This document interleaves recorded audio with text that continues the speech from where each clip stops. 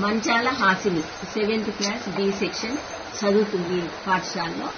School తెరిచినప్పటి నుండి అంటే ఈ సంవత్సరంలో విద్యా సంవత్సరం ఈ అకాడమిక్ ఇయర్లో ఆమె 4 days మాత్రమే స్కూల్లో ఉండడం జరిగింది. ఒకసారి జూన్ మంత్లో ఒకటే రోజు ఉంది, వెళ్ళిపోవడం జరిగింది. తర్వాత మళ్ళీ జూలైలో వచ్చింది.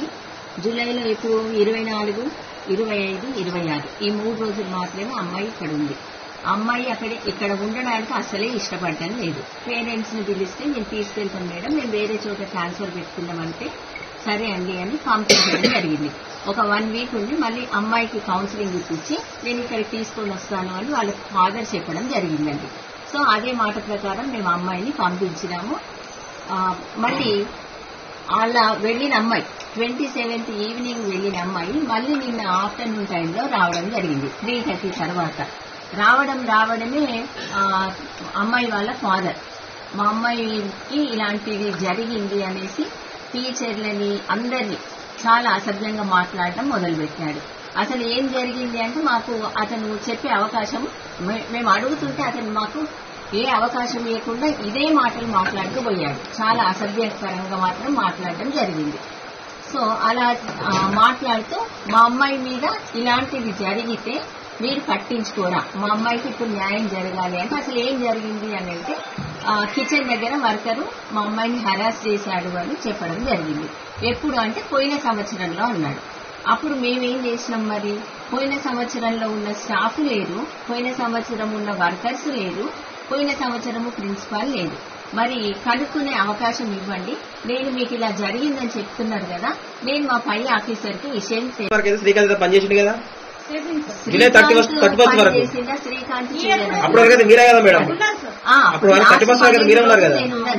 మాకు వచ్చిన సమాచారం ఏంటంటే 31st వరకు మాత్రం మీరే ఉన్నారు.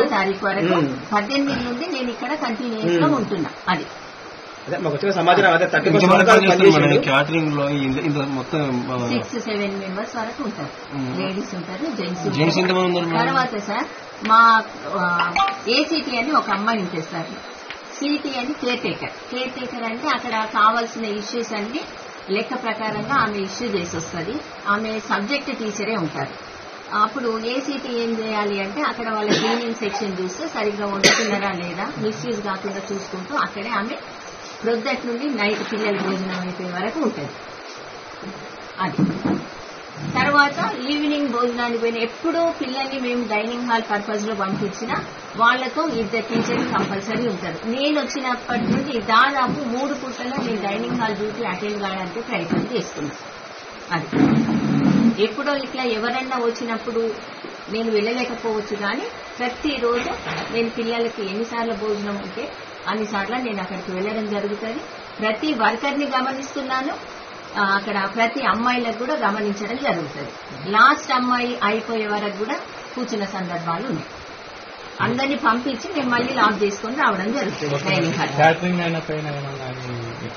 మాకైతే ఇంతవరకు అలాంటి వాళ్ళు ఇప్పుడు కంప్లైంట్ ఇవ్వడం జరిగింది కదా, ఇక యాక్షన్ తీసుకుంటే వాళ్ళు తీసుకుంటారు. నేనైతే మా పై అధికారులకి తెలియజేయడం జరిగింది, కలెక్టర్ గారికి కూడా చెప్పడం.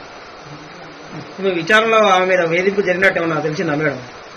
మీరు పిల్లలతో చర్చించిన అలాంటి ఏది జరగలేదని చెప్పారు. పిల్లలు ఏమీ జరగలేదని చెప్పారు. పాప ఆరోపణ చేసింది కదా సార్ మేడం అతని మీద? ఆమె చేసినప్పుడు మేము కూడా అడగాలి కదా సార్, అట్లాంటిది ఏమి లేదని పిల్లలందరూ కూడా చెప్పడం జరిగింది. అది విషయం.